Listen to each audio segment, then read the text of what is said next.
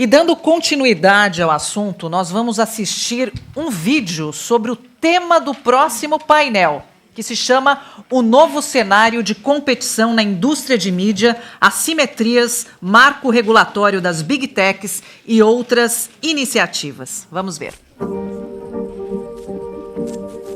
L'histoire du XXe siècle est intimement liée à l'évolution des médias au Brésil. La radio, la télévision, les journaux et les revues ont toujours apporté aux Brésiliens, en toute responsabilité et impartialité, les principaux faits d'une période riche en événements remarquables.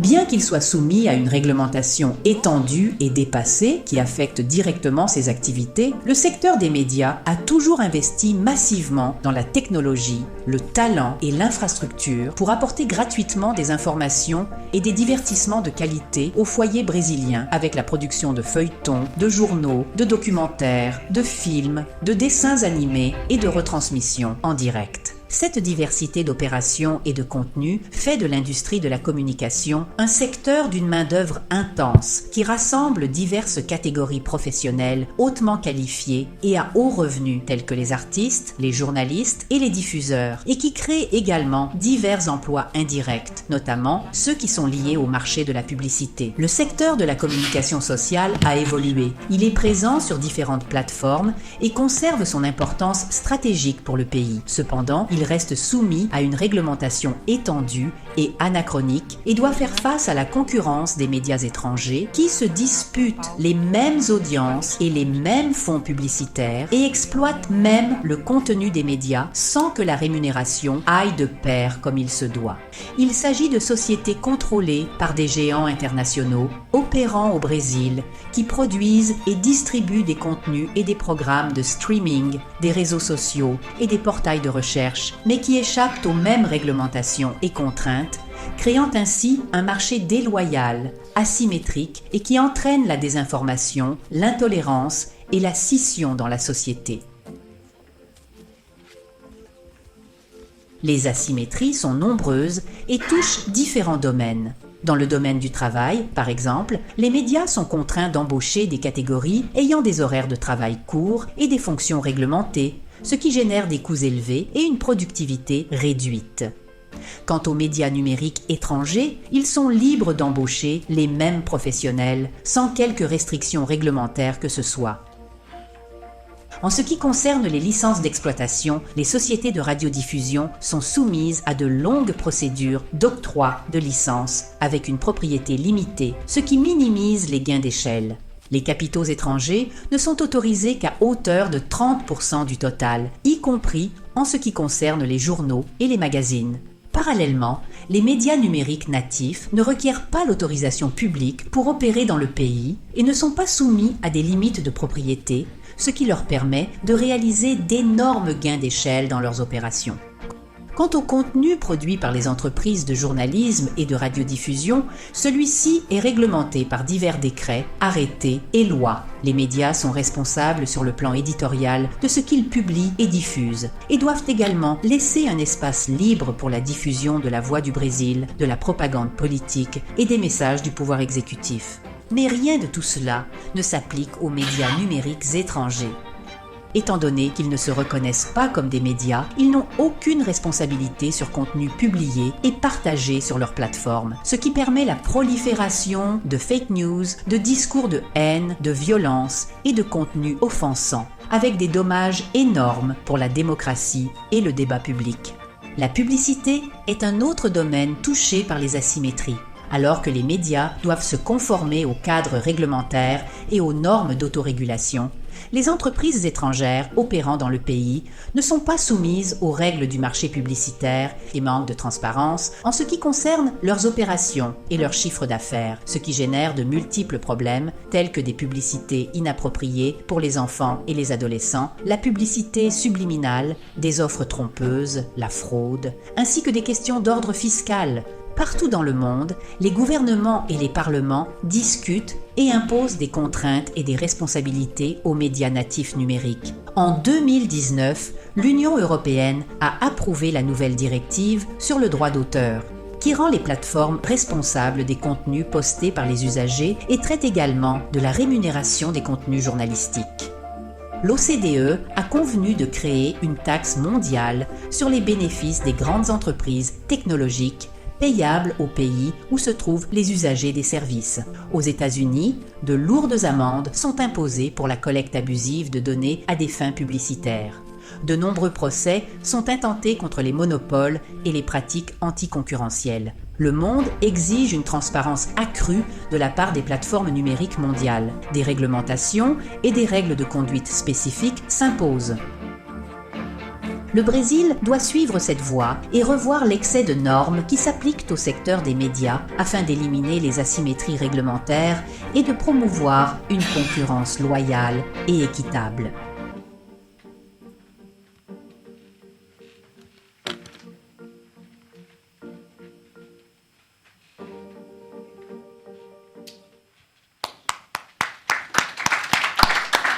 E para mediar o painel, o novo cenário de competição na indústria de mídia, assimetrias, marco regulatório das Big Techs e outras iniciativas, convidamos o presidente da AIR e conselheiro da ABERT, senhor Paulo Toné Camargo. Esse painel será de 45 minutos e contará também, e eu convido a secretária-geral adjunta da France Télévisions, senhora Livia Sorin, s'il vous plaît. O diretor-geral da RMC-BFM, senhor Benoît Tournebize. Merci, senhor Benoît. A conselheira da Anatel, Agência Nacional de Telecomunicações do Brasil, a senhora Cristiana Camarati. Obrigada.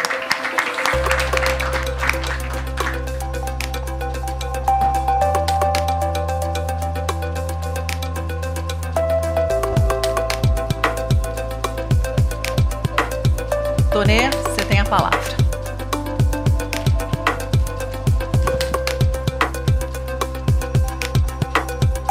Bem,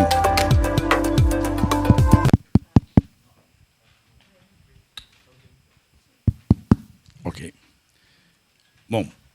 Bom dia mais uma vez. Nós vamos iniciar o nosso painel, primeiramente agradecendo aqui a presença, para a honra nossa, da Lívia, do Benoît e da Cristiana, que nos dão a honra e o prazer de compartilhar essas experiências.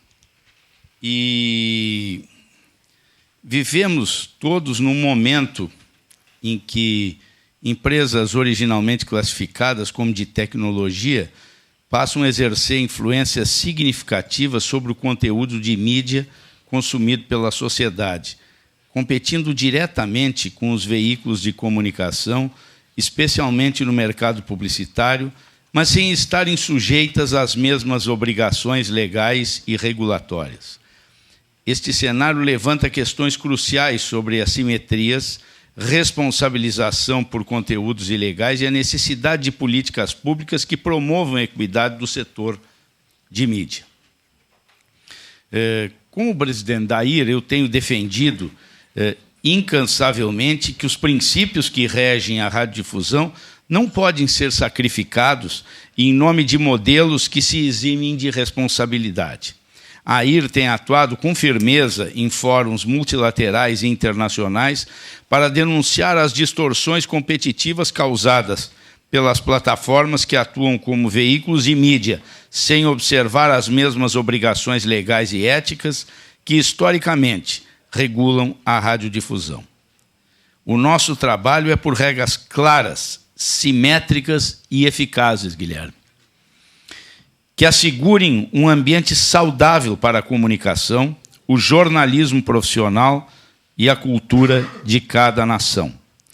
Para discutir estas questões, contamos aqui com a presença de especialistas que trarão perspectivas valiosas sobre os desafios e possíveis caminhos para uma regulação, levando sempre em consideração a máxima de que o que nós queremos jamais é sacrificar a liberdade de expressão, mas, ao contrário, assegurar a liberdade de expressão, assegurar ao cidadão o acesso à informação correta, informação checada. O Guilherme foi muito feliz quando colocou isso. Opiniões são diversos, mas fatos são fatos, né? Não existe versões, existem fatos. E, infelizmente, hoje, nós vivemos em um mundo que parece que as versões são mais importantes do que os fatos. Então, para discutir todos esses temas, nós vamos ouvir aqui, ter a satisfação de ouvir os nossos painelistas, e eu inicio pela Lívia, para nos dar uma opinião na sua ideia, como enfrentar esses temas e como vocês têm tratado e visto esses temas aqui na regulação na França. Merci beaucoup. Muito obrigada. Muito obrigada em nome da França Televisão por nos terem associado a esse evento. Obrigada por terem pensado em nós. Eu vou tentar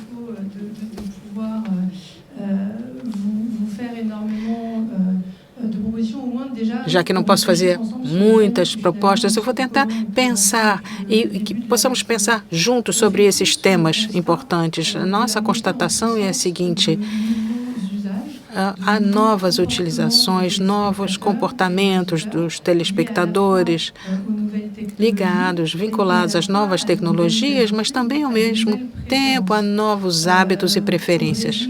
No Brasil, na França, imagina, o consumo não linear, conteúdos que visionamos com outros objetos com os quais consumimos esses conteúdos, os smartphones, as tablets, novas televisões conectadas, as smart TVs, como chamamos aqui na França, e imagino também em outros países, permitem, então, ter acesso a um conteúdo audiovisual de forma sem ter que passar pelos editores tradicionais da televisão. Com relação a essas novas interfaces conectadas, smart TVs, smartphones, vemos que há uma invisibilização da mídia tradicional, em proveito de grandes plataformas como Netflix, Disney, Prime Video, que ocupam os primeiros lugares de visibilidade nesses novos suportes. Esse é uma primeira mudança de paradigma importante. A televisão. Então, o que vai acontecer com as televisões tradicionais e que eu represento aqui? Temos tendência a dizer que a televisão ao vivo vai se tornar uma televisão de evento. As melhores audiências acontecem quando propomos algo que não é difundido em outros lugares. Por exemplo, os Jogos Olímpicos e Paralímpicos de Paris, em 2024. Foi 98% da população francesa seguiu os Jogos na televisão. Quando a mídia tradicional, televisão, rádio, cobrem uma eleição presidencial, a maioria dos franceses que se instala diante das seus televisores. Então, a televisão ao vivo é a televisão dos eventos. Mas o combate, não perdemos esse combate, essa luta. As mídias tradicionais, aqui na França, rádio, televisão, conseguiram não somente manter-se nesse cenário, mas continuar sendo potentes. Há duas explicações. A primeira é a qualidade da nossa oferta, do que propomos aos telespectadores. E a segunda é algo que insistiram bastante, um quadro regulatório adaptado. Na França, há 10 milhões de pessoas que têm uma assinatura na Netflix, 7 milhões no Prime Video, 5 milhões no Disney Plus, no entanto, há 35 milhões de franceses que veem France Télévisions toda semana. Isso é enorme. Há 80% dos franceses que veem televisão e 35 milhões de franceses, ou seja, a metade da população francesa, que usa a plataforma digital da France.tv, e toda a oferta que propomos nas nossas televisões está ali. A metade dos franceses veem o nosso conteúdo através das plataformas, ou seja, mais que Netflix, mais que Disney Plus, reunidos. As mídias tradicionais ainda têm belos dias pela frente e é importante considerar que essa mídia não passou de moda. E por que conseguimos não somente a nos manter, mas temos também potência?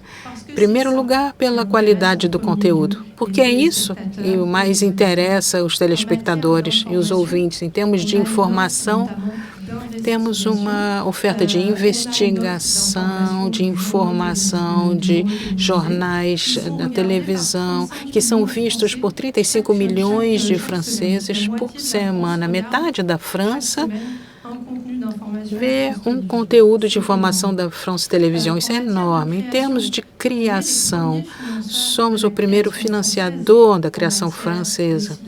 Por exemplo, cinema, documentário, desenhos animados. Hoje, o audiovisual francês é o primeiro ator de financiamento da criação francesa. Investimos mais de 500 milhões de euros por ano na criação. Com conteúdos de qualidade, conseguimos audiência, uma audiência de qualidade. 90% do que colocamos na televisão por volta das 18 horas são conteúdos franceses, conteúdos que não são comprados dos Estados Unidos. Na France Télévisions, escolhemos não propor mais séries americanas nessa hora do dia, a partir das 18 horas. Então, na nossa grade de programas, temos apenas programas franceses.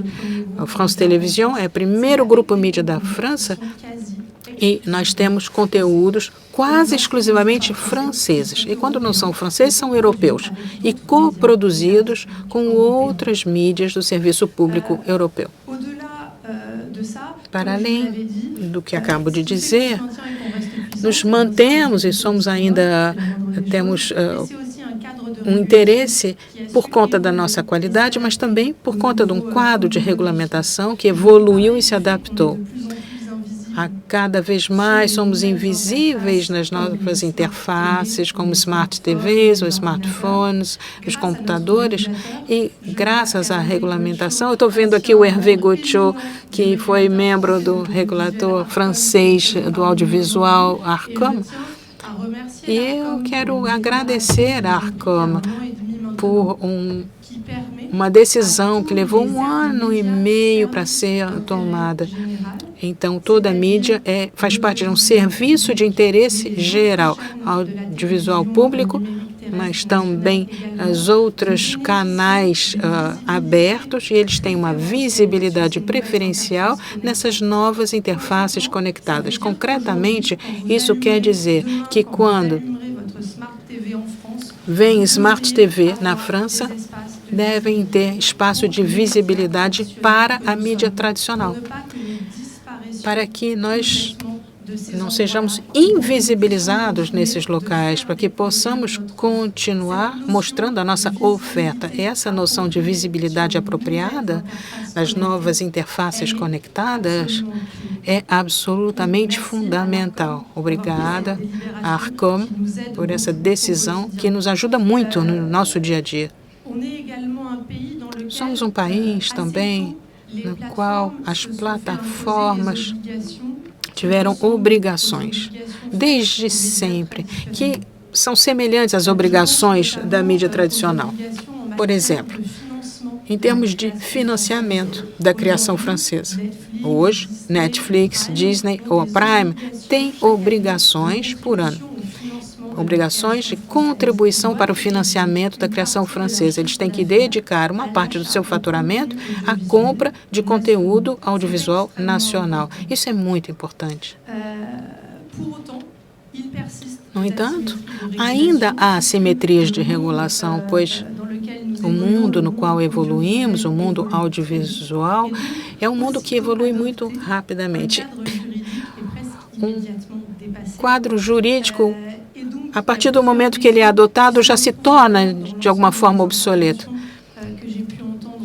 E as intervenções de hoje de manhã também podem ser aplicadas na França. A necessidade de um quadro justo em termos de publicidade. Hoje, há um crescimento exponencial do mercado publicitário no mundo digital, onde o mercado da publicidade na televisão está estagnado e até diminuindo ano a ano. A nossa alavanca de crescimento em termos de publicidade está no mundo digital. No entanto, nós não estamos em igualdade com as plataformas. Então, um estudo realizado pela Arcom e pelo Ministério da Cultura na França, há 1 ano e meio, mostra que, em 2030, 50% de todo o mercado publicitário, não estou falando só da publicidade digital, estou falando de todo o mercado publicitário, televisão, rádio, digital, etc., etc., será captado por 4 grandes grupos: Google, Meta, Amazon e ByteDance, que tem TikTok. Hoje,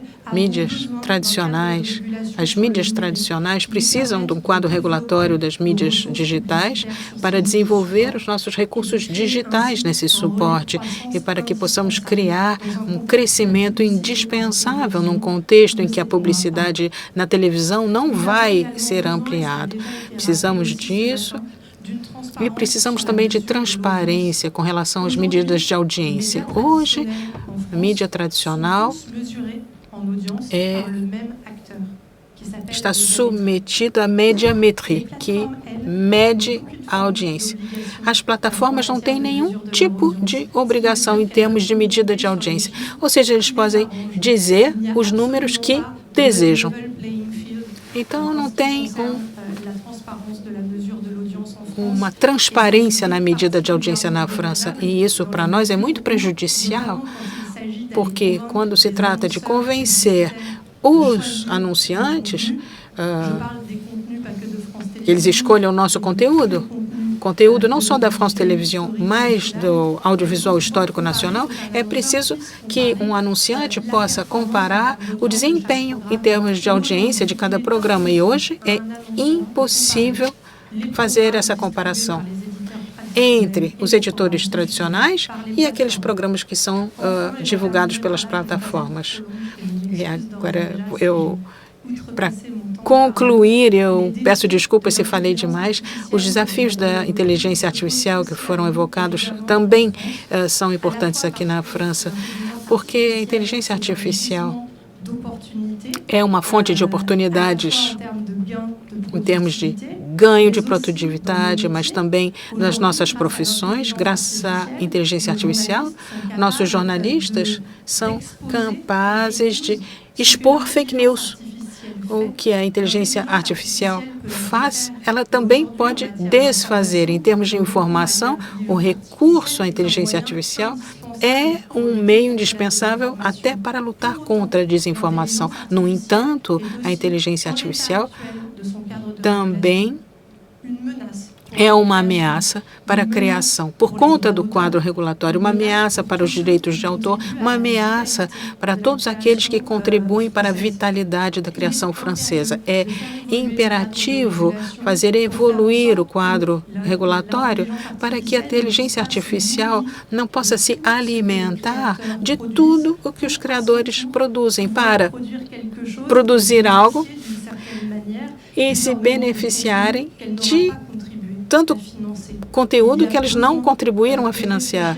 É preciso pensarmos num novo quadro de regulatório mais justo E termino por aqui. Espero que não foi muito longa, mas eu constato que os nossos desafios são semelhantes.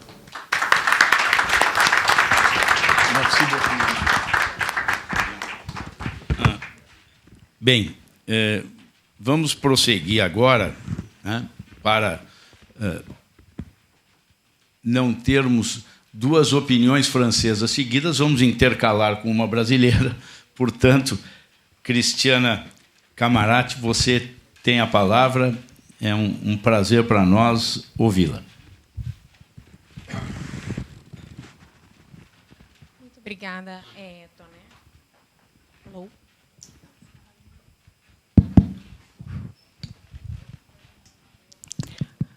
Muito obrigada, Toné. Muito bom dia a todas e todas. Queria saudar meus colegas de painel, Lívia e Benoît, e ao Paulo também, saudando, então, o Paulo, saudo a todos presentes aqui na sala hoje.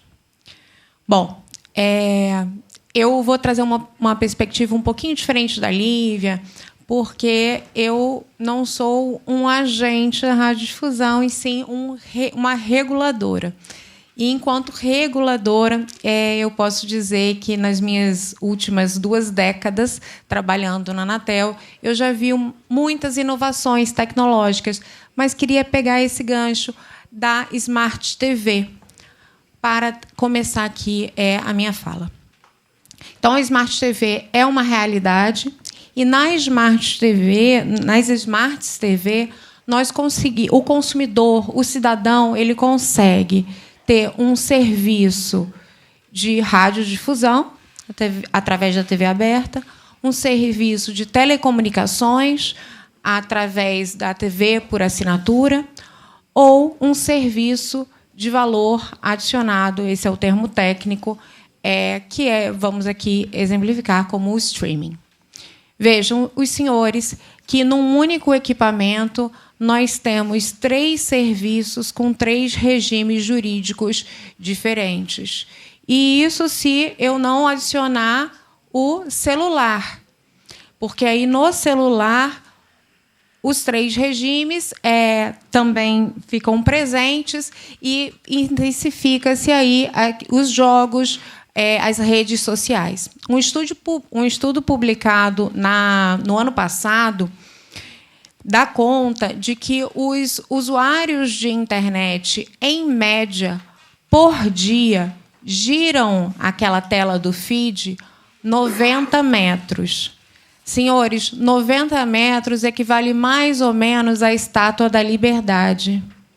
Então, o audiovisual está competindo com tudo isso. Todos esses serviços são audiovisual, são conteúdo, e essa competição ela está relacionada a uma competição por atenção ao cidadão. Eu tenho um grande amigo jurista, consumerista brasileiro, o Ricardo Murichita, e ele sempre fala: não trata-se mais de uma discussão de quem está pagando o serviço ou não, mas financeiramente falando, porque todos os cidadãos estão pagando com o seu tempo esses serviços.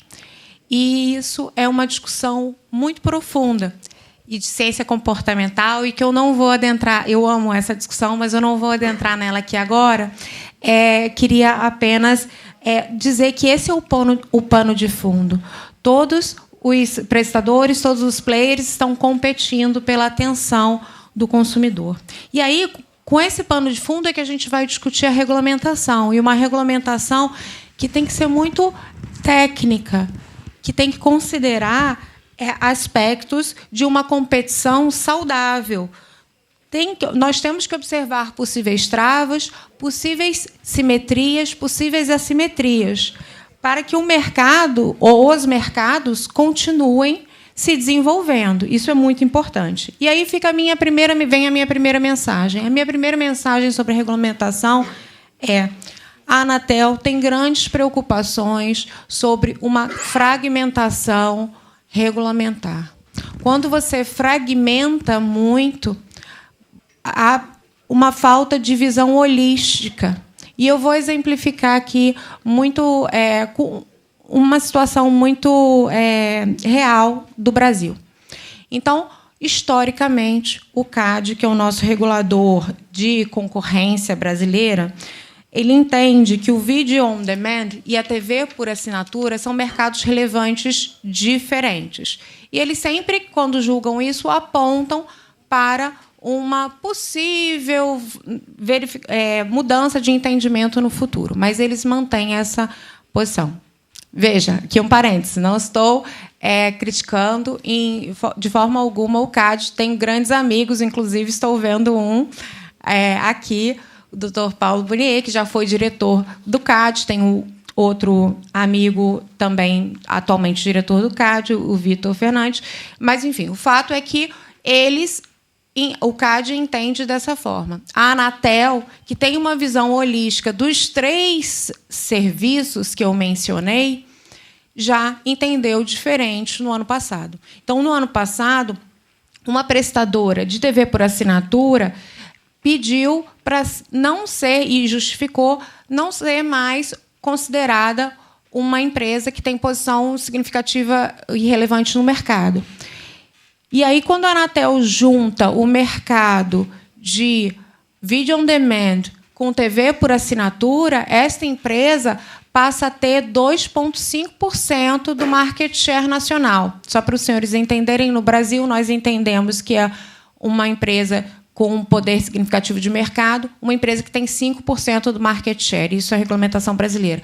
E aí, essa empresa ela já não é uma empresa PMS, com posição significativamente relevante. E por quê? E a Anatel também entende isso. Por quê?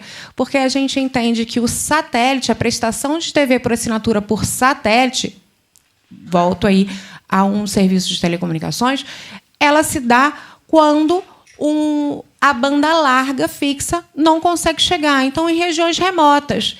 E aí todo este ecossistema deve ser entendido em conjunto. Por isso, há um grande perigo nas fragmentações da regulamentação. Segundo ponto e mensagem que eu queria deixar. Ao regular ou ao desregular, é fundamental que nós estejamos sempre presentes com a necessidade de um equilíbrio para não alijar informação da população. O conteúdo deve permanecer sendo divulgado. E aí, essa busca de equilíbrio, eu vou citar, e aí eu vou pedir licença para ler, uma posição reiterada da OCDE, que diz que, em relação ao mercado brasileiro, um marco mais equilibrado e consistente poderia promover a competição ao mesmo tempo que incentiva investimentos na produção e na transmissão de conteúdo doméstico. E aí vem a minha terceira mensagem no que se refere à regulamentação. Existem vários projetos de leis tramitando no Congresso Nacional. O ministro Federico, o ministro Gilmar mencionaram na fala de abertura isso.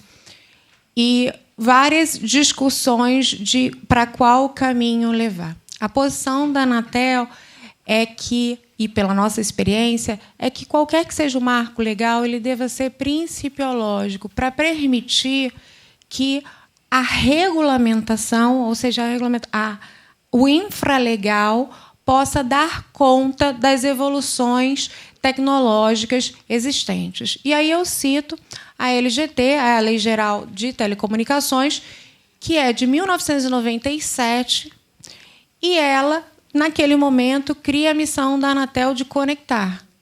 Há 27 anos atrás, a missão da Anatel de conectar era levar orelhão, telefone público, a todas as cidades brasileiras.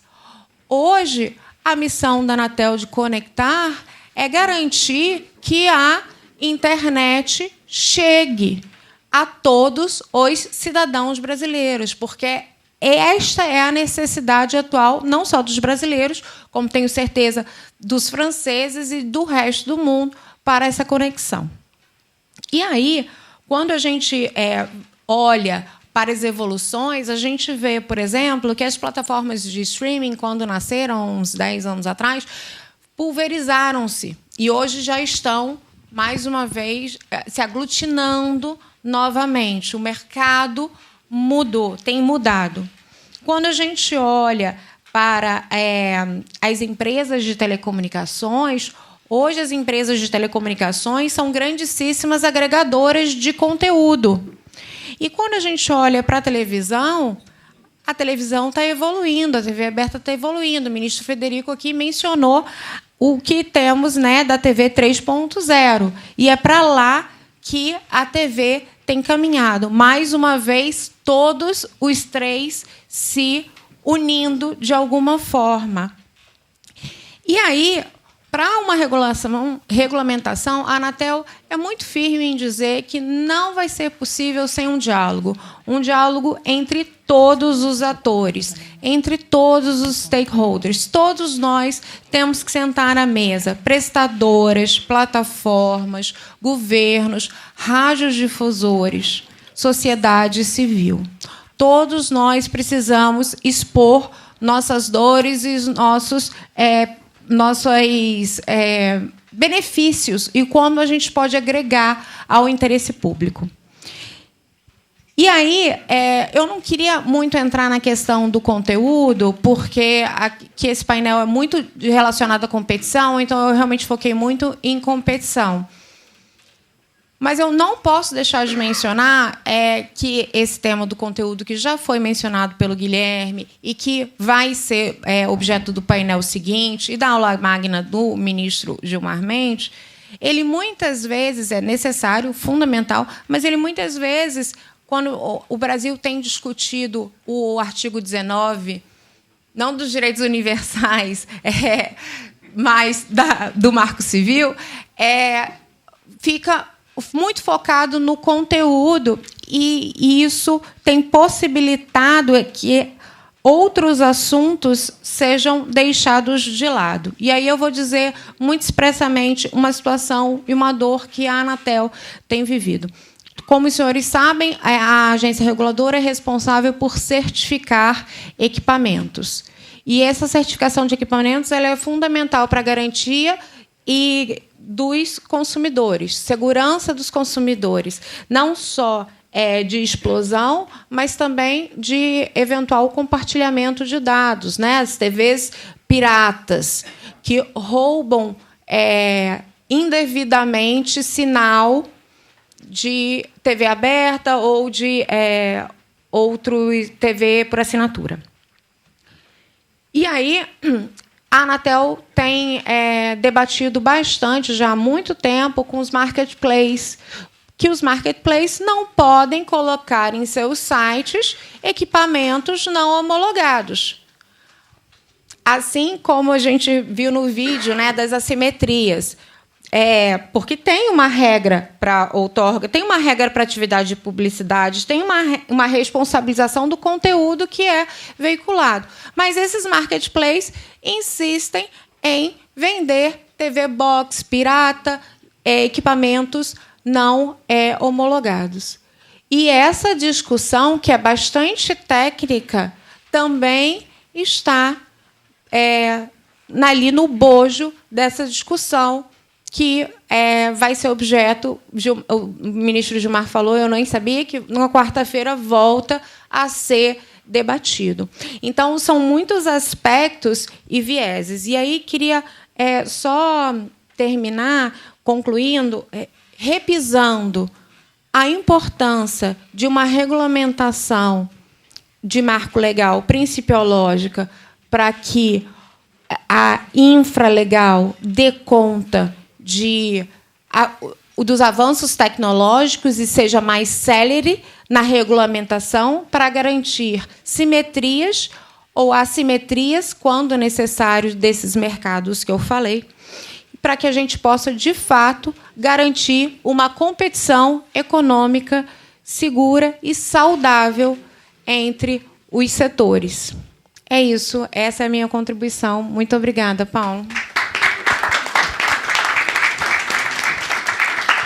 Muito obrigado, Cristiana, conselheira da Anatel. Eu passo imediatamente a palavra ao Benoît, que vai nos trazer a visão da radiodifusão privada francesa. Benoît. Bonjour. Bonjour à toutes et à tous. Bom dia a todas e a todos. Muito obrigado pelo convite. Obrigado por convidar o grupo RMC-BFM. Senhor embaixador, senhor presidente, é um grande prazer estar aqui por uma série de razões. A França e o Brasil têm vínculos de amizade extremamente sólidos que foram lembrados aqui. E também o grupo que eu represento, ele faz parte de um grupo que investe muito no Brasil. Nós investimos muito recentemente no Porto de Santos. E nós também somos proprietários de uma outra empresa. Os vínculos são muito importantes entre nós. Então, sobretudo nessa parte de mídia. Eu estou alinhado com o que acaba de ser dito. Hoje nós vivemos uma verdadeira revolução, uma revolução tecnológica e também uma revolução cultural que a indústria da mídia está vivendo e nós temos que nos adaptar a essa nova realidade. Nós não temos outra escolha diante desses gigantes da tecnologia que não tem as mesmas regras. Isso foi lembrado aqui. Então, é muito importante a adaptação para que nós possamos sobreviver. É claro que quando nós analisamos a realidade hoje, há uma mudança de utilização, de consumo dos conteúdos, e o que nos diferencia dos gigantes são duas coisas fundamentais. Primeiro, eles dominam os algoritmos, eles têm a capacidade de divulgar a informação e também a coleta de dados. Eles podem utilizar esses dados de uma maneira muito específica. Antes, você escolhia o seu canal e para assistir um programa específico, mas você não podia escolher o horário. O programa começava às 21 horas e era isso. Hoje, você pode ver o que você quiser, quando você quiser. Então, às vezes, você não tem escolha do programa, porque a plataforma acaba indicando o que você deve assistir. E nós temos que nos adaptar a essa realidade. Como fazê-lo? Acho que tem três respostas. Não podemos abandonar o combate com relação a essas plataformas. Nós também temos que investir nos algoritmos, investir na inteligência artificial, investir nos dados. Nós temos um acionista privado que tem parcerias extremamente importantes com o Google, por exemplo, com uma empresa de inteligência artificial que se chama Mistral e que nos dá, através do Google e do Mistral, essa capacidade de desenvolvimento com as nossas equipes para tentar justamente lutar com os mesmos avanços tecnológicos que todos os grandes atores do setor que nós conhecemos. E nós também temos que investir na pesquisa. Com o Xavier Niel, o Schmidt, nós criamos um laboratório de pesquisa que trabalha com relação a todos esses assuntos de mídia. Então, a primeira resposta é que nós não podemos esperar que a solução surja através apenas da regulamentação. Nós temos que poder lutar para que as regras sejam as mesmas para todos. Nós sabemos que hoje elas são diferentes, nós não temos as mesmas regras. Isso foi lembrado quando nós falamos sobre publicidade. Isso também se vê com relação à capacidade de visibilidade de nossos programas. E com relação a isso, nós temos que fazer um trabalho essencial. Nós precisamos seguir juntos, de mãos dadas. Nós vemos que essas regras, a capacidade de gerar fake news é extremamente elevada e, por isso, nós precisamos de conscientização dos nossos jovens. Hoje eu vejo com os meus filhos. Eles são menores de idade e o único vetor de informação deles é o telefone, são as redes sociais. E nós assistimos televisão como adultos, mas eles só ficam no telefone. Então, nós precisamos estar presentes no telefone também. É um novo meio de comunicação. E nós temos que conscientizar os nossos filhos sobre as informações verdadeiras, porque na França a informação é gratuita, mas isso não significa que ela não tem um custo. E a qualidade da informação tem um custo elevado. Então, nós também precisamos ter essa capacidade de mostrar esse valor, essa qualidade, e mostrar que essa qualidade tem um custo. E é necessário um investimento tecnológico e humano também. No nosso grupo, nós temos 850 jornalistas, nós temos 1.600 funcionários ao todo.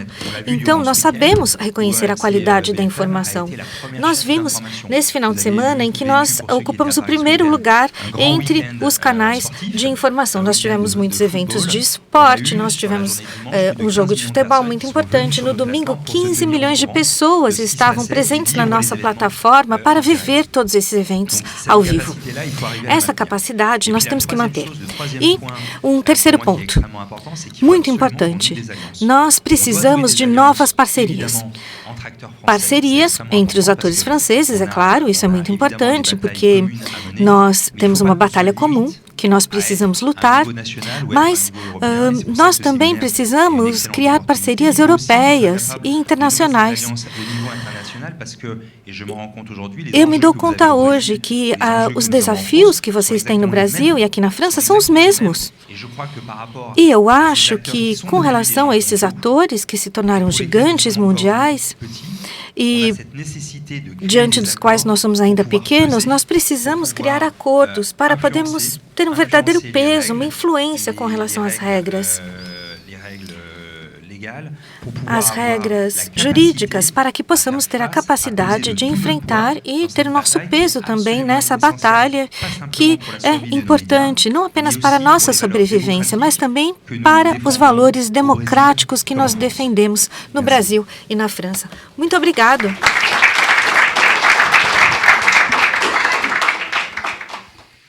Obrigado, Benoît. Eu vou rapidamente formular uma pergunta a cada um dos nossos painelistas, mas uma pergunta eu já vou fazer diretamente ao Benoît e à Lívia, porque é um tema que nos interessa muito o que está acontecendo aqui na França. Depois vou fazer uma pergunta à Cristiana. Em abril de 2025, um grupo de 67 empresas de mídia francesa, representando cerca de 200 publicações, ingressou com uma ação judicial contra a Meta Platforms Inc., controladora do Facebook e Instagram, no Tribunal Comercial de Paris. Os veículos de comunicação acusam a Meta de práticas comerciais desleais no mercado de publicidade digital, centrada na coleta ilegal de dados pessoais e publicidade hipersegmentada, causando a concentração ilegal de publicidade digital. Entre os demandantes estão justamente a France Télévisions e a RMC-BMJ, aqui representados. Eu queria saber, Lívia e Benoît, se vocês podiam nos falar um pouco mais sobre essa ação judicial, o contexto, as alegações e os impactos desejados por vocês nesta demanda. Ladies first, começo por Lívia. Ladies first. Non, alors je vais. Madame Première. Je vais pas m'étendre sur une action judiciaire. Eu não vou falar muito sobre essa ação judicial porque ela está ocorrendo atualmente. Então, eu vou tentar fazer uma resposta geral, já que eu não posso falar sobre os detalhes desse processo. Mas nós fazemos parte, com certeza, dessa ação judicial, simplesmente porque o Benoît falou sobre isso. Nós estamos num momento extremamente importante. Nós nos damos conta, atualmente, que há uma revolução que está acontecendo na nossa cadeia de valores com uma série de atores que não têm as mesmas regras que nós e que não se encontram territorialmente no mesmo lugar que nós. Então, eles têm um país de residência que não se encontra na França, na União Europeia. E isso é um problema. Nós temos que lidar com essas mudanças estruturais da cadeia de valor, eu vou citar novamente um número, esse estudo da Arcon, do Ministério da Cultura, em 2030, então, que é amanhã, praticamente, 50% de todo o mercado da publicidade haverá apenas 4 atores, Meta, Amazon, etc. Então, hoje, como dizia o Benoit, o que nós produzimos tem valor, mas também tem um preço. Pouco importa que seja informação, a criação francesa e os telespectadores, os ouvintes, eles têm que ter o direito de ter acesso a esse conteúdo, que é muito importante para eles, porque a oferta do audiovisual público, das mídias tradicionais, elas realmente são muito valorizadas pelos telespectadores e pelos ouvintes de rádio. Então, por isso, nós precisamos compartilhar de maneira justa o valor. E isso tem a ver com a questão da publicidade também. E nós já falamos sobre isso. Tem a questão da medição de audiência. Essas duas coisas estão interligadas e eu vou contar uma história. Já que eu não posso entrar nos detalhes com relação a esse assunto, nós criamos conteúdo com uma série de plataformas como o Apple, Prime, e nós produzimos um programa que se chama Cœur Noir, Coração Negro, com a Prime Video. É uma série e a segunda temporada vai começar agora. Então, nós poderemos difundir esse conteúdo um pouco mais tarde, mas nós decidimos assinar com a Amazon e eles não nos transmitiram as audiências da primeira. Nós tivemos que assinar a segunda temporada, sendo que a Amazon já tinha passado a primeira temporada. Então, nós dissemos, bom, para saber se nós vamos fazer uma segunda temporada, nós temos que saber qual foi a audiência da primeira temporada. Mas nós não recebemos essa informação. Então, nós pedimos a segunda temporada porque nós sentíamos um potencial, mas nós não tínhamos noção da audiência da primeira temporada. Então, para que vocês tenham uma ideia um pouco da situação atual. Então, o domínio dos dados é extremamente importante. Agora, nós estamos cegos com relação aos programas que nós coproduzimos, às audiências dessas plataformas. Então, nós não podemos ter a mesma posição, já que nós não temos esse domínio dos algoritmos. Então, é muito complicado lidar com essa situação. Eu não respondi completamente a sua pergunta, eu peço desculpas, mas espero que compreenda as minhas limitações. Eu vou tentar responder também não de maneira muito clara, infelizmente. Antes de mais nada, essa ação foi feita contra a Meta, mas tem outros grupos também contra os quais nós entramos na justiça. Para mim, esse ponto é muito interessante porque ele expressa a complexidade diante da qual nós estamos hoje. Então, em alguns casos, nós somos obrigados a começar uma ação judicial para lutar pelos nossos direitos e também definir as regras da divisão do valor. Então, isso não quer dizer que essas plataformas são nossas inimigas. Nós precisamos delas. Por quê? Porque os consumidores, os usuários, eles utilizam essas plataformas. Então, é claro que nós temos que entrar com ações na justiça de vez em quando, mas nós também precisamos trabalhar com essas plataformas no futuro. O exemplo da France Télévisions com relação a essa série é excelente. Nós também trabalhamos com eles, fizemos um documentário com a Netflix sobre o MMA. Nós trabalhamos e a Netflix nos fez esse pedido de um documentário que passou no Netflix, e nós temos essa colaboração que é muito interessante, porque ela dá uma visibilidade ao nosso know-how e nos remunera também. Então, nós estamos numa relação de força com essas plataformas, e eu acho que, no final, eu não acho que vai ter um ganhador e um perdedor. Não é isso. Nós temos essa obrigação de existir conjuntamente, nos desenvolver uns aos outros. E essas diferentes plataformas, Eles têm grupos de mídia também, e France Televisão, RMC. Nós temos os nossos jornalistas, nós temos profissionais de excelente qualidade. Nós temos essa capacidade de produzir. E também nós temos a nossa identidade. Vocês no Brasil têm uma identidade cultural incrível. E nós também temos uma identidade cultural que é veiculada pela nossa mídia. E isso precisa existir. Nós precisamos defender a nossa identidade cultural. Assim, precisamos trabalhar com essas diferentes plataformas. Em alguns casos, nós conseguimos fazer essa colaboração, assinamos parcerias. Em outros casos, em que consideramos que essas plataformas não respeitam princípios básicos de direito, nós também não aceitamos. Cristiana, considerando a sua atuação na proteção dos direitos do consumidor e a crescente influência das plataformas digitais na vida dos cidadãos, como a Anatel vem se posicionando quanto à responsabilização dessas plataformas? Que medidas você acha que podem ser adotadas no âmbito regulatório para garantir uma internet mais segura e mais transparente para os usuários? Obrigada pela pergunta. Tem várias possíveis respostas, porque a Anatel tem feito e tem atuado em diversas frentes. Bom, vou focar, então, em 3 frentes, tá? A primeira é que, quando eu falei que a missão da Anatel é conectar, hoje é conectar significativamente. E isso já é um padrão internacional de quando a gente fala conectar significativamente significa infraestrutura, um serviço de qualidade, com preços acessíveis, com segurança, e aí segurança física e segurança cibernética, e com habilidades digitais.